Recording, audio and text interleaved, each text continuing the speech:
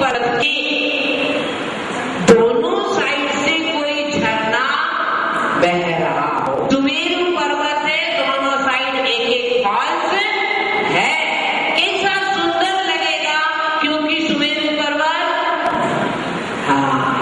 सोने का है, भगवान की काया सोने की है, और चवर कैसे कुंड के का समान है।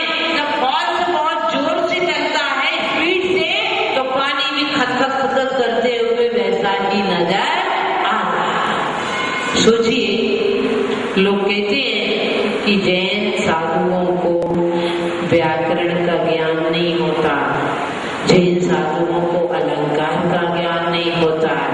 कितनी सुंदर आचार्य अलंकार का उपयोग कर रहे हैं यहाँ, और भगवान को कितनी रूपों में निहार रहे। आप किसी अतिशय क्षेत्र में जाते हैं, कहते भगवान माता जी वहां मूर्ति के 3 रूप होते हैं, सुबह शाम और दोपहर में 3 रंग आते हैं। अरे मान शुक्राचार्य तो देखो कितने रूपों में देख रहे हैं। ऐसी ही भक्ति में तन्मय जब आप देखेंगे तो आपको भी कुछ ऐसा नजारा नजर आएगा। तो भगवान जैसे सुमेरु के दोनों साइड से, दोनों पार्श्व भाग से यदि कोई झरना बह रहा है, तो सुमेरु पर्वत बीच में है। ठीक वैसे ही दोनों तरफ से 64 चवर छुटुराए जा रहे हैं, और बीच में स्वर्णमयी काया से आप विराजमान है।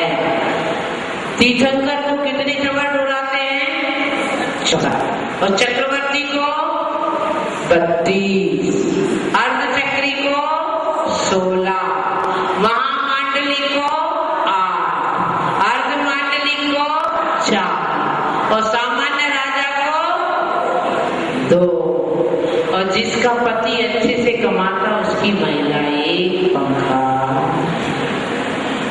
अब तो वो भी नहीं लाती है, उसी से कहते जरा एसी लाके।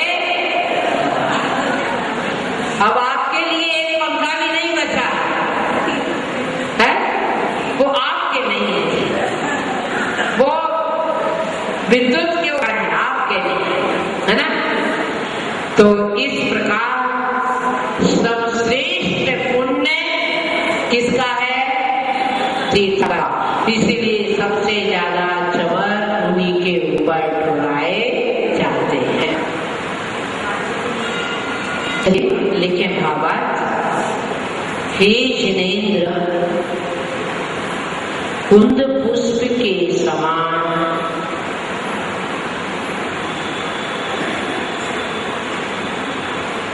अब जो लेट आएंगे ना, उन्हें फाइन करना।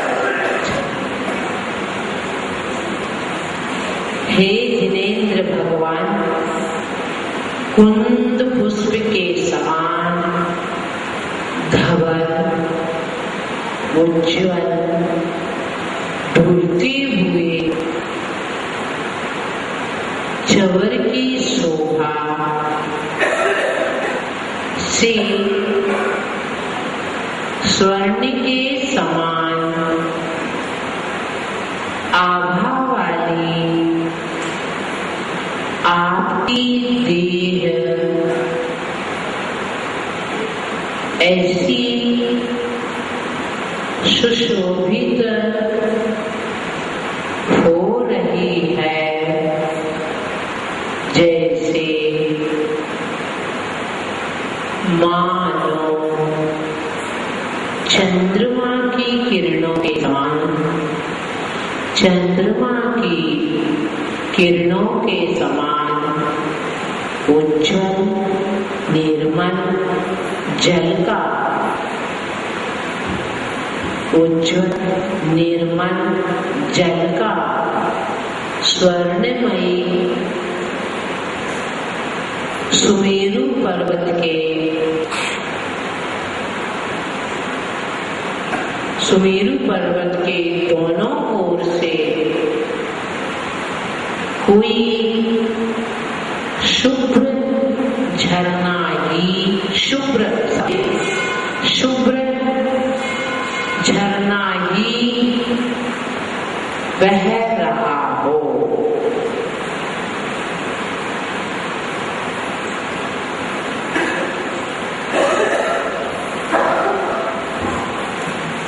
देखिए पढ़े उसकी याद नहीं रहता। इतनी डिटेल में समझाती हूँ। अब आपको माला फेरते समय इमेज कि 64 है तो 32 इंद्र इस तरफ होंगे, 32 इंद्र इस तरफ होंगे। इसी को आप सोचे कि 32 इंद्र कैसे खड़े हुए, कैसे जवान हो गए। नींद तो आपकी आंखों से नहीं, घर के बाहर होगा। इमेज करिए कि राइट साइड पे कैसे खड़े होंगे, लेफ्ट साइड कैसे खड़े होंगे।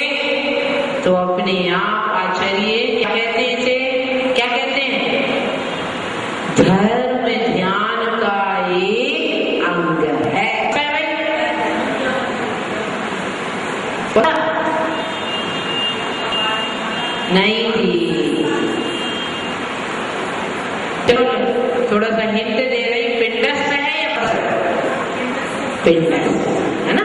शरण का स्मरण करना, सिंहासन का स्मरण करना, छत्रत्रय का स्मरण करना, ये सब पिंडस्थ ध्यान में आएगा। ध्यान में माला भी हो जाएगी और नींद भी। माता जी हम तो नींद की गोली लेके सो रहे और आप नींद भगाने की कोशिश कर रहे हैं। और जब आपको नींद ना आए ना, तो इस प्रकार का चिंतन करके, धर्म ध्यान करके सोएंगे तो इतनी अच्छी नींद आएगी कि स्लीपिंग डोज लेना नहीं पड़ेगा। धर्म का डोज ले लेंगे, स्लीपिंग डोज लेना नहीं पड़ेगा। लिखिए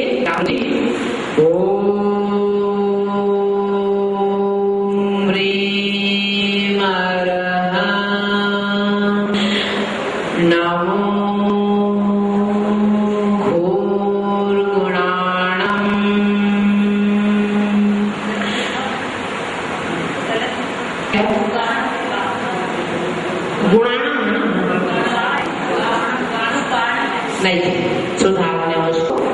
ओम ह्रीम अर्हं नमो घोराणम। गा गणेश का लिख के छोटे ओ की मात्रा लगे।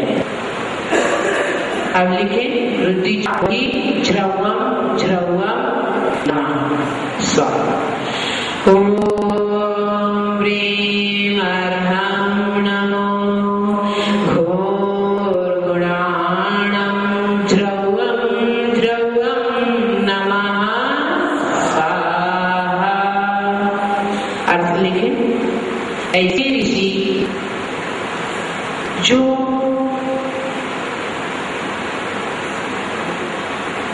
उत्कृष्ट गुणों के धारी हैं, ऐसे ऋषि जो उत्कृष्ट गुणों के धारी हैं, उन्हें मेरा नमन हो, नमन हो, नमन हो। ये काव्य है चोर भय निवारक।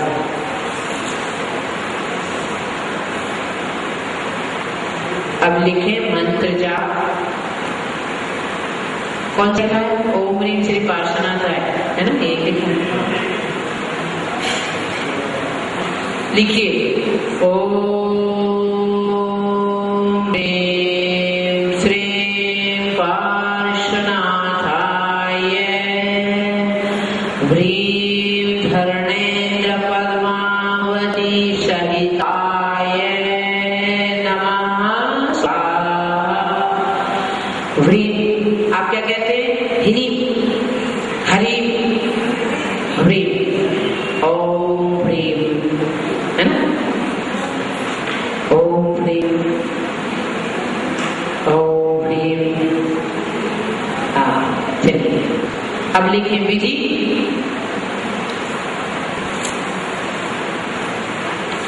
एक और इसमें नहीं लिखा है, अच्छा मंत्र है, आप चाहें तो लिख सकते हैं, इसमें मैंने नहीं लिखाया।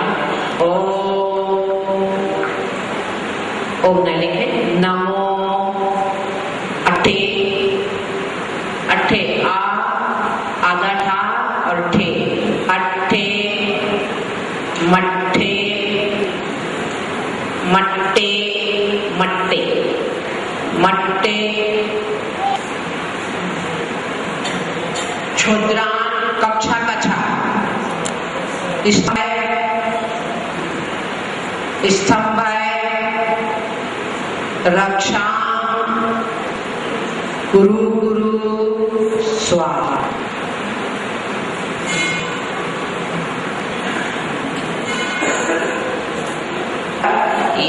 शत्रु भय निवारक विधि लेते यंत्र जी को स्थापित करके अभिषेक पूजा आरती, सफेद वस्त्र, सफेद आसन,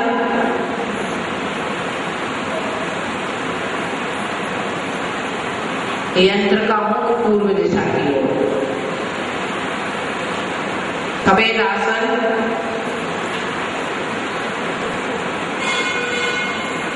पूर्व दिशा की ओर मुख, आसन पद्मासन, शुद्ध घी का दीपक, सफेद के पुष्प की धूप, कहना, सफेद स्फटिक की माला, प्रतिदिन 1000 जाप की संख्या 1000, काव्य रीतिमंत और मंत्र जाप, दिन नहीं समय बदले,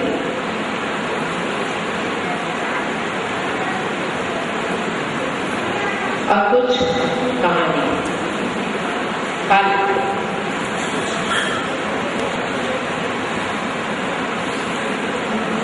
रिद्धि मंत्र का पुनः पुनः करने से, यंत्र को पास में रखने से शत्रु भय नहीं होता। काव्य नंबर 29 की कहानी सुने, 30-31 की कल सुनाएंगे।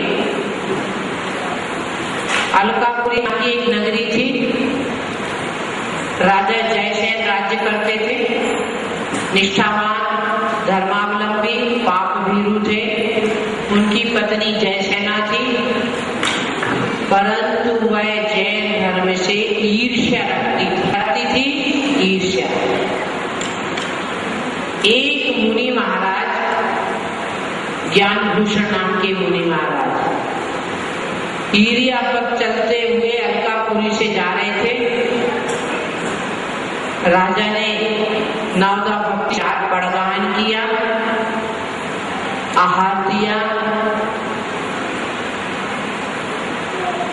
रानी को, रानी बाहर खड़ी थी, लगा है वो कीर्ति नगर की बेटी होगी। रानी ने आहार नहीं दिया, पर रानी को ये अच्छा नहीं लगा कि ये इतनी साधु भक्ति कर रहा है। मन ही मन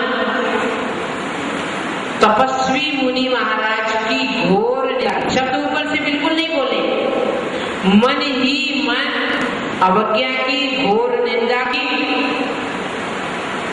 और जब राजा नाराज ना हो जाए यूं करके, ऊपर से तो मीठा मीठा बोलते रहे। मुनि महाराज आहार करके चले गए।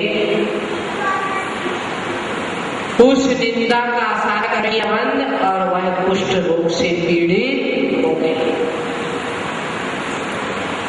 शरीर इतना दुर्बल हो गया कि कोई पास में खड़ा होने के लिए भी तैयार नहीं।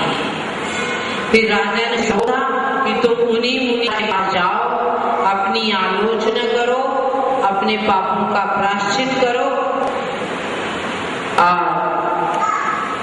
मुनि महाराज ने, साधु तो करुणा का भंडार होता है, उन्होंने कहा कि भगवान के 29वें काव्य की मंत्र सहित आराधना करो। और उसने इसी प्रकार किया। पुनः उसका शरीर निरोग हो गया।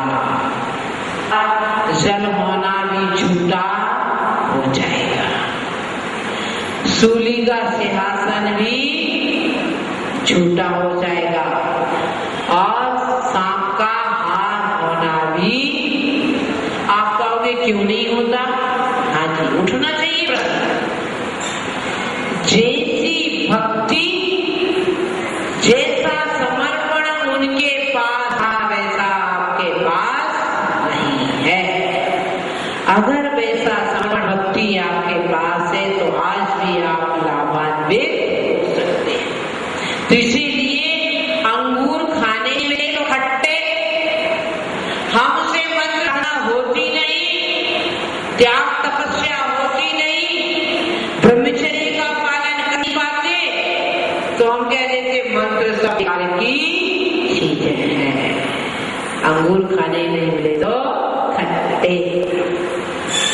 तो आज भी आचार्य ने कहा है कि आज भी इस पंचम काल में कर्म बंधने के बाद 3 मुहूर्त, 3 पक्ष, 3 वर्ष में फल दे सकता। आज भी पंचम काल में 3 मुहूर्त में फल देगी जब आप साधना करोगे।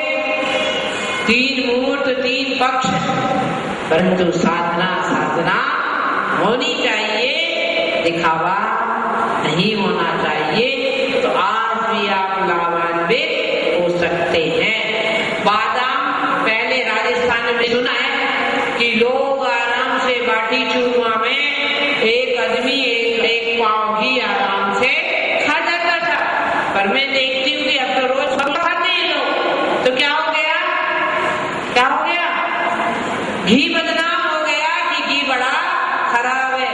अजी घी बदनाम नहीं हुए, आप बदनाम हो गए। आपको पचाने की शक्ति नहीं है। ठीक इसी प्रकार मंत्र तो वही के वही है, हमें उन्हें साधना करने की शक्ति नहीं है। और जिनमें है वो तन्मय होकर करते हैं और लाभान्वित भी होते हैं।